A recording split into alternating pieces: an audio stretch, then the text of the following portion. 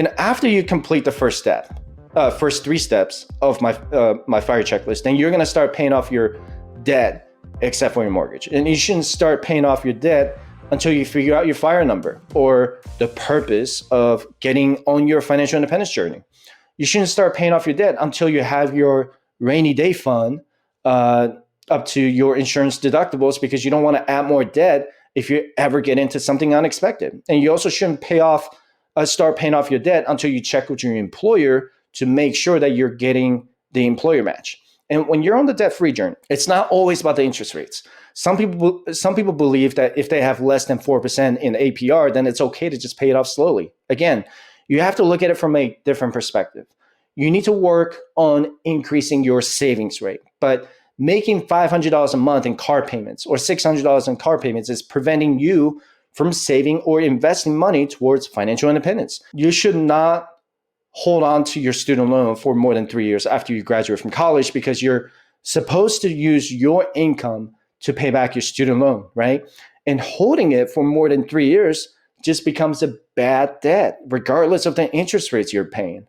Credit cards are another one that people fall for with the introductory 0% interest rate, but people end up spending more than they should. And for car loans, have you ever wondered why cars become so upside down in value against what you actually owe on the loan? And you bought a car in 2019 for $25,000 and your car is now worth $10,000 in 2023, but you still have $15,000 on the loan. This happens to Americans every single day. And it happened to me several times, and it just never clicked for me, right? And I just continue to carry over the losses to the next car loan when I traded in for a new vehicle. And I made car payments for 12 years straight because I traded in my vehicle every 3 to 5 years. With my car being upside down in value every single time, you need to have the plan to pay it off within a year or 2 years at the most, because if not, you can't afford that car. Otherwise, enjoy making car payments for the rest of your life. And I have some other strategies about the car payments. Is typically, 1 year may be a lot, right? If you're making less than $100,000 a year, but you want to have a solid, reliable car. I understand that. I completely understand. Have a plan. That's what I'm asking you to do, is have a plan to pay it off within a year, 2 years, 3 years, probably the max. If it's more than 2 years, with the depreciation, it's really not worth it. Not to me personally, anyway. So that's kind of my take on that. And you have two approaches to tackling your debt, right? You can use the avalanche method or the snowball method. With the avalanche method, you list your debt from the highest interest rates to the lowest interest rates, regardless of the balance. With the snowball method, you list your debt from the smallest balance to the highest balance, regardless of the interest rates. So let me give you an example. Let's say you have 15K credit cards, and that's about a 20% interest rates.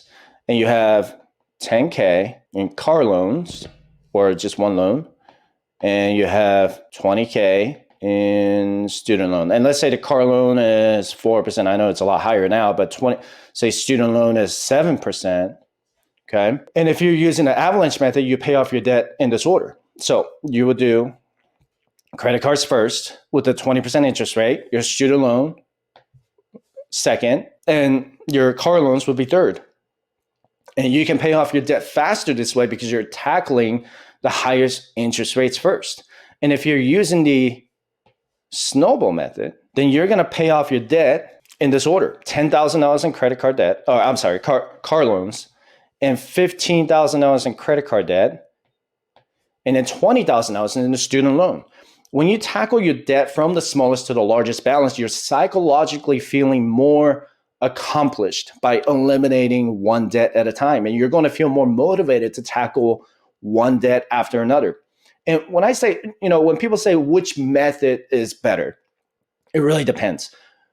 Personally, I did, when I had $110,000 in consumer debt, I did the smallest to largest, but I knocked out my credit cards first because those interest rates at the time, this was back in 2013, 2014, they were killing me. I had like 15, 18, I think one of them was like 28%. in credit card APR. So I knocked out my credit cards, and I did the smallest to largest by selling my cars, and I moved on to the next ones one after another.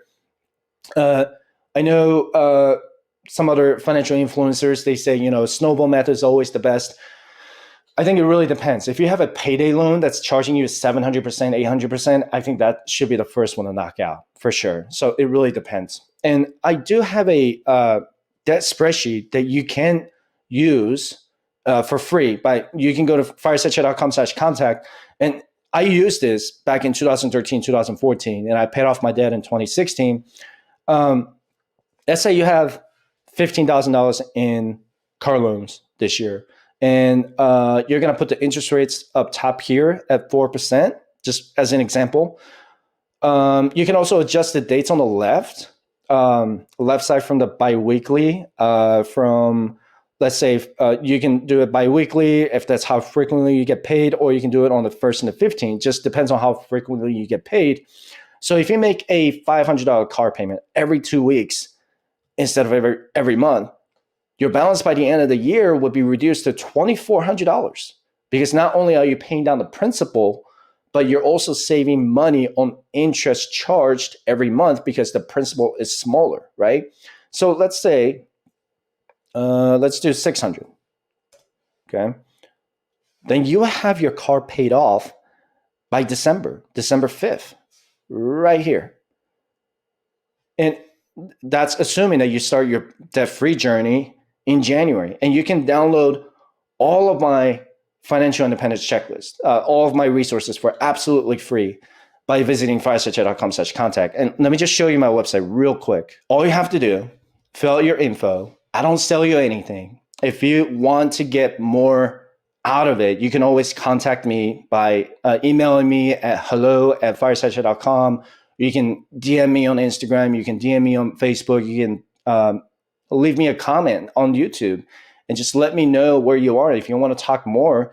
And you can also so if you want to get free coaching, if you want to have a chat, a one-on-one individual chat about your personal finances, you can schedule a free 20-minute individual coaching session. And if you're a veteran, you can schedule it for a 30-minute coaching session for free, because I'm a veteran too, and I'm all about helping other veterans. And the next one I want to talk about is an emergency fund for step 5. So once you're debt free, except for your mortgage, the next step is to fully fund your emergency savings. And I know a lot of my clients have asked me in the past if they should save for an emergency fund and invest at the same time. When you're on step 5, you're already doing that. You're already saving and investing at the same time if you have the employer match with your 401k, 403b, or TSP on step 3 of my fire checklist. If your employer doesn't make any employer match, then I would just focus on increasing your cash reserve. And I know you're super excited about, investing, but you need to increase your cash reserve and not have all of your money tied up in your investment or your retirement accounts. Now, a lot of Americans today are very cash poor because they have too much tied up in real estate or retirement. If something necessary and unexpected happens to you, you don't want to pay 30 or 40% in taxes and penalties because you have to withdraw it from your retirement account, right? Those are some of the mistakes I made back in 2013 by borrowing from my TSP, which is the federal government version of the 401k, if you didn't know what a TSP was.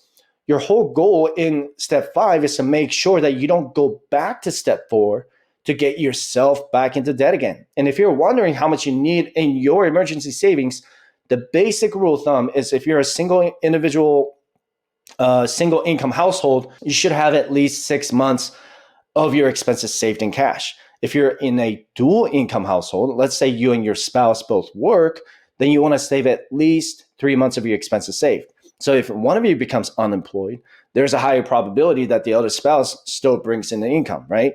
And just keep in mind that anytime you think you need to use your emergency fund or emergency savings, you need to ask yourselves the following: if the expense is both necessary and unexpected. Remember those two words. Again, necessary and unexpected. Your trip to Hawaii is not necessary or unexpected, right? But your blown tire is. That was unexpected, and it's necessary for you to replace that tire.